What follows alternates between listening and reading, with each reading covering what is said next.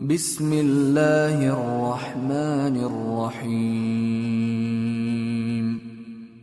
يا أيها الذين آمنوا أوفوا بالعقود. أحلت لكم بهيمة الأنعام إلا ما يتلى عليكم غير محل الصيد وأنتم حرم. إن الله يحكم ما يريد. يا أيها الذين آمنوا لا تحلوا شعائر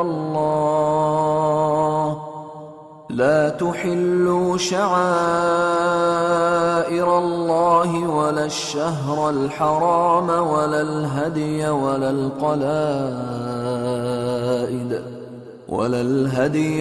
القلائد ولا آمين البيت الحرام يبتغون فضلا من ربهم ورضوانا. وإذا حللتم فاصطادوا ولا يجرمنكم شنآن قوم أن صدوكم عن المسجد الحرام أن تعتدوا. وتعاونوا على البر والتقوى ولا تعاونوا على الإثم والعدوان. واتقوا الله إن الله شديد العقاب. حرمت عليكم الميتة والدم ولحم الخنزير وما أهل لغير الله به والمنخنقة والموقوذة والمتردية والنطيحة وما أكل السبع إلا ما ذكيتم وما ذبح على النصب وأن تستقسموا بالأزلام ذلكم فسق. اليوم يئس الذين كفروا من دينكم فلا تخشوهم واخشون. اليوم أكملت لكم دينكم وأتممت عليكم نعمتي ورضيت لكم الإسلام دينا. فمن اضطر في مخمصة غير متجانف لإثم فإن الله غفور رحيم. يسألونك ماذا أحل لهم قل أحل لكم الطيبات وما علمتم من الجوارح مكلبين تعلمونهن مما علمكم الله فكلوا مما أمسكن عليكم واذكروا اسم الله عليه واتقوا الله إن الله سريع الحساب.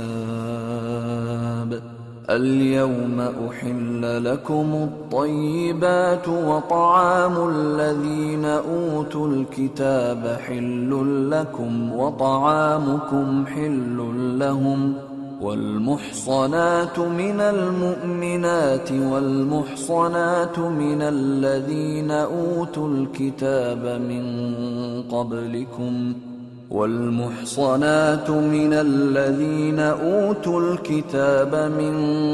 قبلكم إذا آتيتموهن أجورهن محصنين غير مسافحين ولا متخذي أخدان. ومن يكفر بالإيمان فقد حبط عمله وهو في الآخرة من الخاسرين. شروع اللہ کا نام لے کر جو بڑا مہربان نہایت رحم والا ہے۔ اے ایمان والو، اپنے معاہدوں کو پورا کرو۔ تمہارے لیے چرنے والے مویشی حلال کر دیے گئے ہیں بجز ان کے جو تمہیں پڑھ کر سنائے جاتے ہیں، مگر حالت احرام میں شکار کو حلال نہ جاننا۔ اللہ جیسا چاہتا ہے حکم دیتا ہے۔ مومنوں، اللہ کے نام کی چیزوں کی بے حرمتی نہ کرنا، اور نہ ادب کے مہینے کی، اور نہ قربانی کے جانوروں کی، اور نہ ان جانوروں کی جو اللہ کی نذر کر دیے گئے ہوں کہ جن کے گلوں میں پٹے پڑے ہوں، اور نہ ان لوگوں کی جو حرمت والے گھر یعنی بیت اللہ کو جا رہے ہوں اپنے پروردگار کے فضل اور اس کی خوشنودی کے طلبگار بنے ہوئے۔ اور جب احرام اتار دو تو پھر اختیار ہے کہ شکار کرو، اور کچھ لوگوں کی دشمنی اس وجہ سے کہ انہوں نے تم کو مسجد حرام سے روکا تھا تمہیں اس بات پر آمادہ نہ کر دے کہ تم زیادتی کرنے لگو۔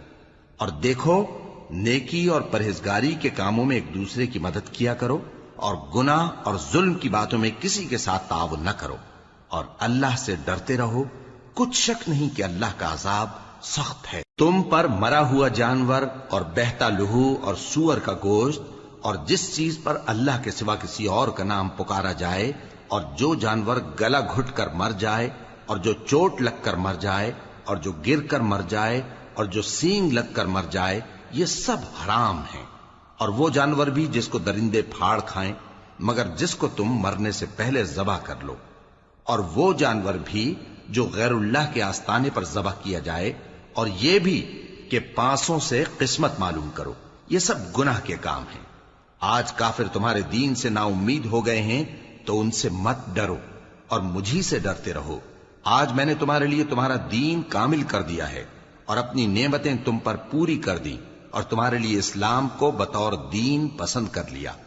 ہاں، جو شخص بھوک میں ناچار ہو جائے بشرطے کہ گناہ کی طرف مائل نہ ہو تو اللہ بخشنے والا ہے، بڑا مہربان ہے۔ اے نبی، تم سے پوچھتے ہیں کہ کون کون سی چیزیں ان کے لیے حلال ہیں۔ ان سے کہہ دو کہ سب پاکیزہ چیزیں تم کو حلال ہیں، اور وہ شکار بھی حلال ہے جو تمہارے لیے ان شکاری جانوروں نے پکڑا ہو جن کو تم نے سدھا رکھا ہو، اور جس طریق سے اللہ نے تمہیں شکار کرنا سکھایا ہے اس طریق سے تم نے ان کو سکھایا ہو۔ تو جو شکار وہ تمہارے لیے پکڑ رکھیں اس کو کھا لیا کرو، اور شکاری جانوروں کے چھوڑتے وقت اللہ کا نام لے لیا کرو، اور اللہ سے ڈرتے رہو، بے شک اللہ جلد حساب لینے والا ہے۔ آج تمہارے لیے سب پاکیزہ چیزیں حلال کر دی گئیں، اور اہل کتاب کا کھانا بھی تم کو حلال ہے اور تمہارا کھانا ان کو حلال ہے، اور پاک دامن مومن عورتیں اور پاک دامن اہل کتاب عورتیں بھی حلال ہیں، جبکہ ان کا مہر انہیں دے دو، اور نکاح سے عفت قائم رکھنی مقصود ہو، نہ کہ کھلی بدکاری کرنی اور نہ چھپی دوستی کرنی۔ اور جو شخص ایمان کا منکر ہوا اس کے عمل ضائع ہو گئے اور وہ آخرت میں نقصان پانے والوں میں ہوگا۔